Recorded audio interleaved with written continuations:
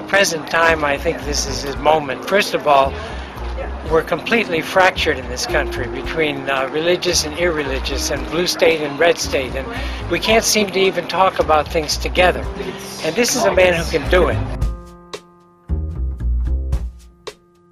My parents are huge fans. I was wondering if you could just say hello to Will and Lois. Hi, Will. Hi, Lois. Hope you vote in 2008. Barack Obama certainly hopes you do. Great. Thanks a lot. Shoot. Oh, I got one of these. Yeah. Man, I'm outgunned. Can we get a picture of your pen there? Sure, you bet. Okay. Thanks a lot. You're welcome.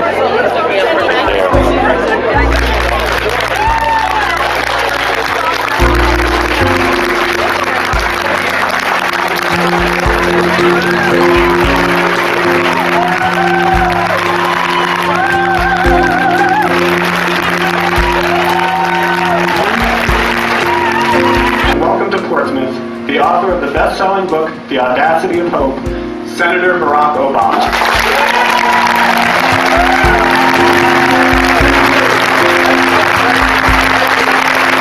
Thank you all for taking the time to come. I had an opportunity to do a book tour before the election and traveled all across the country and had a chance to meet and talk to people from what seemed like every state in the union, although I know I'm exaggerating a little bit there. And everywhere I went, people would typically ask me, where did you get the title of this book, The Audacity of Hope? And some people remembered that I had actually used the phrase in my keynote address at the Democratic National Convention. But I am here today to confess before all of you that I actually stole the line from my pastor, Dr. Jeremiah A. Wright Jr., who's the pastor of Trinity United Church of Christ on 95th Street on the south side of Chicago. And I first heard him use this phrase over 15 years ago, actually close to 20 years ago. I had just moved to Chicago. I had graduated from college. And while in college, I decided that I wanted to be engaged and involved in some way with organizing at a grassroots level. I decided that I believed in the idea of bottom-up democracy and had been inspired by the civil rights movement, by young men and women who were willing to risk everything on behalf of freedom. And I thought, what a noble thing to do. But I didn't really know how to do it. And so I wrote letters to every organization I could think of that was doing some good around the country. And eventually there were a small group of churches on the south side of Chicago that were struggling with steel plants that had closed in the area. And tens of thousands of people had been laid off. Commercial strips in the area had been boarded up. Crime was on the rise, unemployment, all the problems that you associate with much of urban America. And this group of churches had come together to try to see what could be done. And they didn't have much money, so they hired me, I remember, for the grand sum of $12,000 a year and car expenses. And I drove out to Chicago, didn't know anybody. And we started working together to organize people around setting up job training programs and after-school programs for the young people there. And since I was working with churches, I decided maybe I should start going to church a little more regularly. So one Sunday I walk into this church, Trinity, and the pastor is speaking. And the title of his sermon is The Audacity of Hope. And his premise was very simple. He said, the easiest thing in the world is to feel cynical. You know, you open up the newspapers, you watch television, and it's natural to feel a certain sinking feeling, a certain despair, because all we read about sometimes, it seems, is conflict and violence and war and poverty and injustice.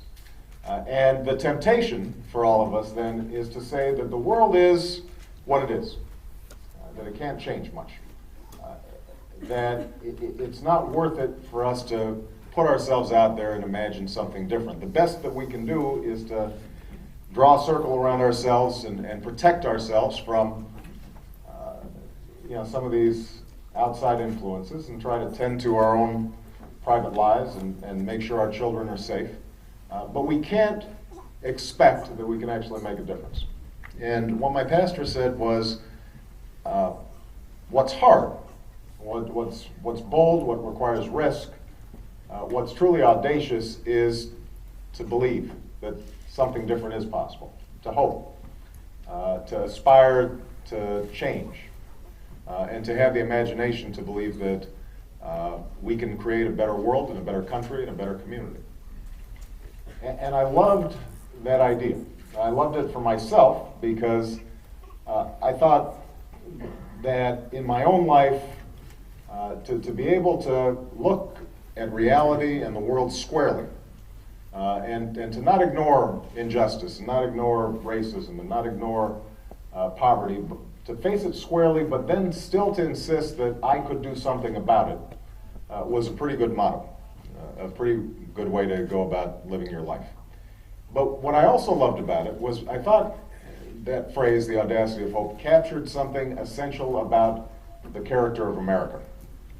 Because if you think about it, this country has been built on this audacious belief that we can create something that hasn't been there before.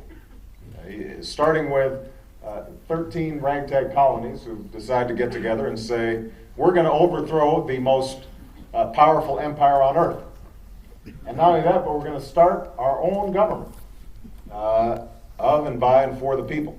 Never been tried before, but we're going to do it. And somehow they pulled it off.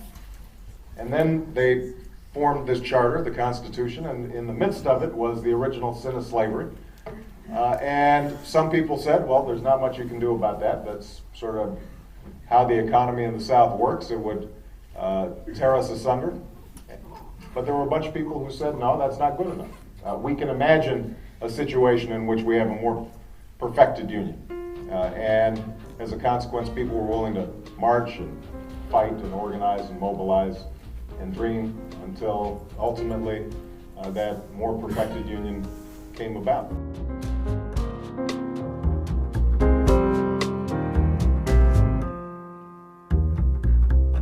Are you a signed, sealed, and delivered committed supporter now? I think I am, yep. What about Hillary?